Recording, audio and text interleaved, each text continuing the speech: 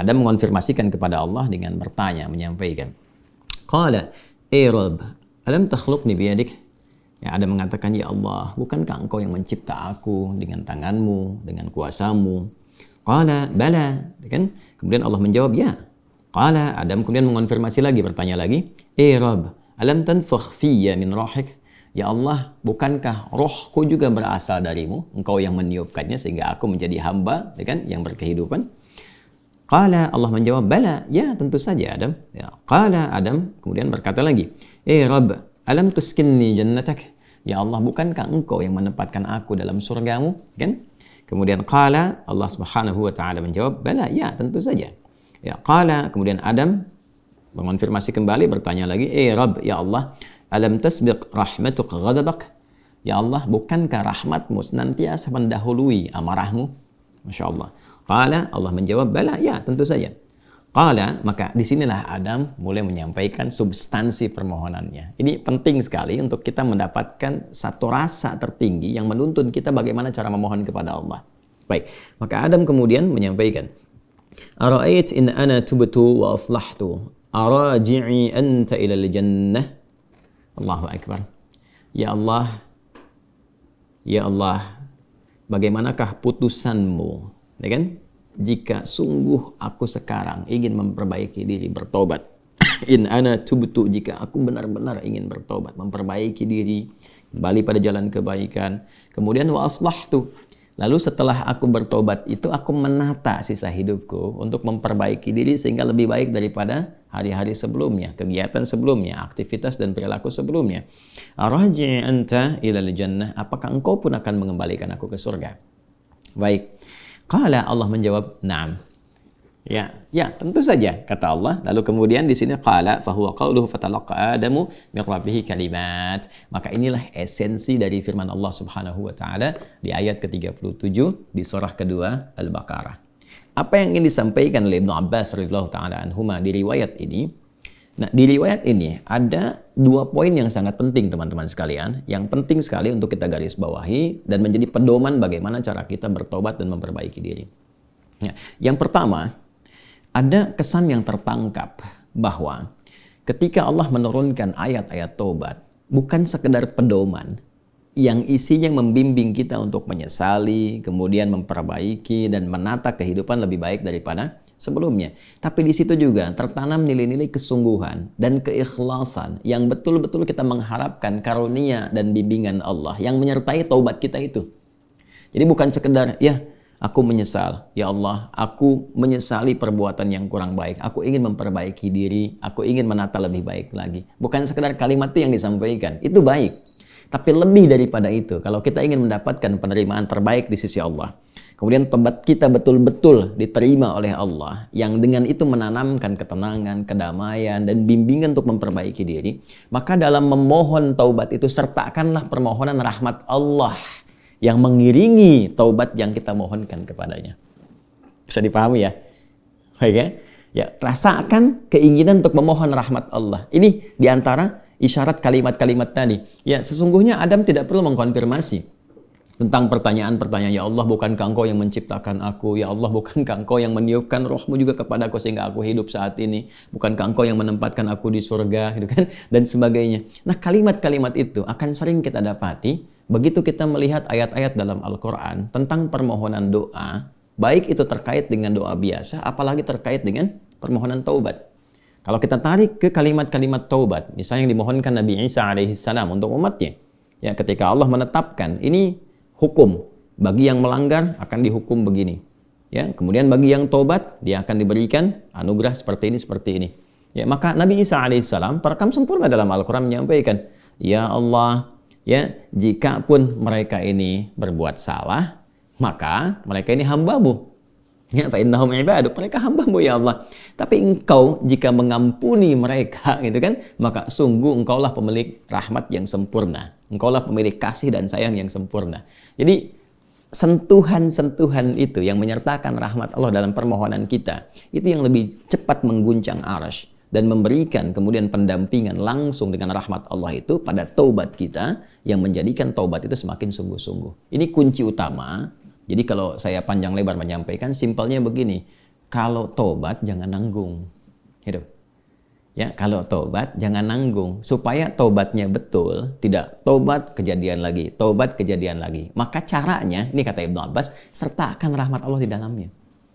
Supaya rahmat Allah itu mengiringi kesungguhan taubat kita, penyesalannya tertanam dalam jiwa, setelah itu kita merasakan perubahan. Itu poinnya. Jadi kalau ingin cepat taubatnya diterima oleh Allah, rasakan rahmat Allah hadir di dalamnya, lalu tanamkan pada diri kita. Ya kan? Ya, dihidayatkan Allah yang menciptakan engkau. Allah memberikan jalan kepadamu, Allah memberikan nafas kepadamu, Allah memberikan waktu. Setelah kamu akan berpulang. Kalau bukan karena rahmat Allah, bagaimana engkau berhadapan dengan Allah saat dihisab? Ya kan? Lalu kita balikan, ya Allah, engkau yang menciptakan aku. Engkau yang memberikan kehidupan kepada aku. Engkau yang memberikan jalan-jalan kepada aku. Sungguh dalam keadaan ini aku hambamu yang engkau maha tahu banyak berbuat maksiat. Tapi aku pun menyadari betapa besar rahmatmu yang melampaui murkamu. Maka dengan semua rahmat aku mohon, ya Allah, bimbing hamba untuk bertobat, memperbaiki diri sebelum berpulang kepadamu. Nah, kalimat-kalimat itu dalam. Itu poin yang pertama. Ya? Jadi singkatnya itu, jika ingin bertobat, jangan nanggung, sertakan rahmat Allah di dalamnya sehingga membuat kita lebih serius dan lebih kemudian merasa ya dalam jiwa kita untuk kembali kepada Allah. Yang kedua, ada poin anugerah. Ya, orang-orang yang tobatnya serius, yang benar untuk memperbaiki diri, bukan sekedar formalitas dia bertobat ya dengan istighfar misalnya, walaupun di situ pasti ada jalan kebaikan. Nah, orang-orang kembali yang berusaha dengan serius tobat, dia memperbaiki diri, maka di situ mendapat jaminan dari Allah Subhanahu wa taala. Lewat dialog ini, Allah bukan hanya akan membimbing ia untuk memperbaiki dirinya lebih baik dari sebelumnya, lebih tenang, lebih damai, lebih nyaman. Jadi ingat ya, taubat itu hal yang pertama Allah berikan, itu bukan materi dunia dulu. Bukan kedudukannya langsung naik, begitu tidak. Ya, bukan materi bertambah langsung kaya, bukan ilmu langsung banyak, tidak. Yang diberikan kelapangan dulu. Ketenangan, kelapangan, kedamaian, dibersihkan yang kotor-kotornya, baru datang melimpah. Ya, baru datang melimpah. Anugerah-anugerah sesuai dengan pilihan hidup kita untuk beribadah dan sebagai bekal kembali kepada Allah. Nah, nanti kalau benar taubatnya dan memperbaiki diri, diberikanlah kelapangan itu, lalu ditempatkan di kondisi lebih baik dari sebelumnya. Ya, ini yang dimaksudkan kalimat di sini. Ya, ara'aitin ana tubtu wa aslahtu arajin anta ilal jannah. Ya Allah, jika memang aku betul-betul bertobat, betul-betul memperbaiki diri, menata jalan hidup, apakah engkau akan mengembalikan aku ke surga? Ya, maka apa yang dijawab oleh Allah? Ya, na'am, ya tentu saja, kamu akan dikembalikan. Tapi perhatikan cara Allah mengembalikannya.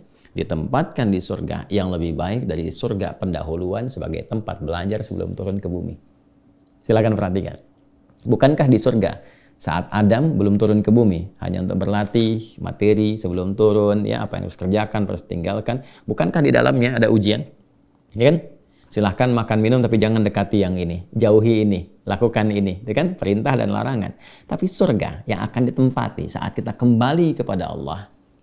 Bagaimana wujudnya? Bagaimana sifatnya? Allahu Akbar, jannatun na'im, semuanya kenikmatan. Nggak ada larangan lagi, nggak ada perintah lagi, semua tinggal nikmat saja. Berbeda dengan sifat yang pertama. Ya, artinya apa? Di sini diberikan kesan kepada kita, orang-orang yang bisa memperbaiki dirinya, selain hidupnya lebih damai, lebih tenang, lebih nikmat dibandingkan saat ia larut dalam maksiat. Anda punya harta, ya dihasilkan dari harta yang haram, yang riba, yang korupsi, yang menipu dan sebagainya. Lalu sadar, ya dari judi dan macam-macam, sadar tuh. Lalu ditaubati tuh. Begitu tobatnya benar dan memperbaiki diri, awal-awal itu nggak mudah karena harus melepaskan kebiasaan. Melepaskan gaya. Gaya kan bandingannya dengan tekanan kan. F berbanding lurus dengan P kan. Ya, gaya berbanding lurus dengan tekanan kan. Artinya semakin gaya, banyak gaya semakin tertekan kan. Ya. Nah, ketika itu dilepaskan, tekanan kan tinggi juga. Ya, tapi apa yang terjadi? Balasannya ketenangan setelah itu. Kedamaian. Setelah tenang, damai dibalik sama Allah tuh. Dibalik, diperbaiki hidupnya. Lebih enak lagi, lebih menikmati kehidupan, lebih berkah, lebih tenang, gak dikejar apa-apa. Yang paling menarik, pulangnya pun disambut. Allah perintahkan pada malaikat sambut dia. Dari mulai sakaratul mautnya. Langsung disambut dengan kalimat-kalimat ketenangan. Ya ayyatuhan nafsul mutmainnah. Hei jiwa yang tenang. Irji'i ila rabbiki radiyatan mardiyah. Cepat balik kepada Rabbmu. Ya kan? Kembali kepada Tuhanmu. Dengan keadaan yang nyaman. Aku ridha dengan amalmu, engkau pun ridha dengan pemberianku. Kemudian apa? Fadkhuli fi ibadi wadkhuli jannati. Masuk dalam golongan hamba aku siapkan surga untukmu. Nah, surga yang diinformasikan dalam sakaratul mautnya, aku siapkan surga untukmu. Itu lebih indah, lebih baik dari semua kemewahan yang pernah ia rasakan di dunia. Dan itu nggak ada bandingannya. Walaupun setetes. Walau setetes. Itu poinnya. Jadi, bertobat itu mesti punya motivasi. Ya, jadi kalau nggak ada motivasi, sulit kita melakukan itu.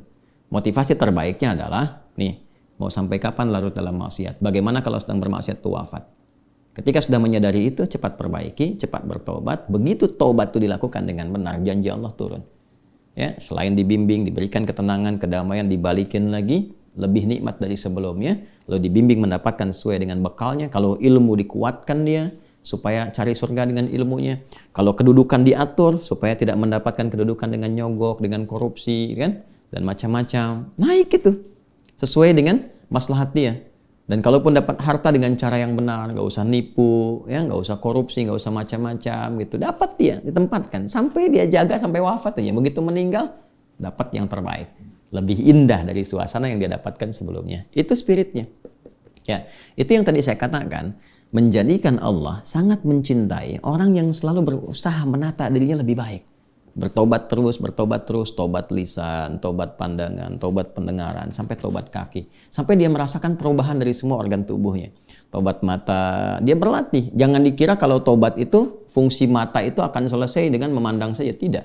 Tantangannya ada. Nah, nanti keberhasilan tobatnya itu diukur dengan ketika memandang yang tidak diinginkan oleh imannya, dia bisa elakkan pandangan. Itulah ghadul basar. Ya, telinga juga begitu. Kalau sudah nanti cukup bagus, terlatih dengan tobatnya, dia akan hanya gunakan refleks pendengaran untuk yang baik saja. Sampai ke ujung kaki. Demikian. Nah, itu kalau sudah ada ciri seperti itu, sikapnya berubah, ini tanda pertama bahwa tobatnya diterima oleh Allah Subhanahu wa Ta'ala.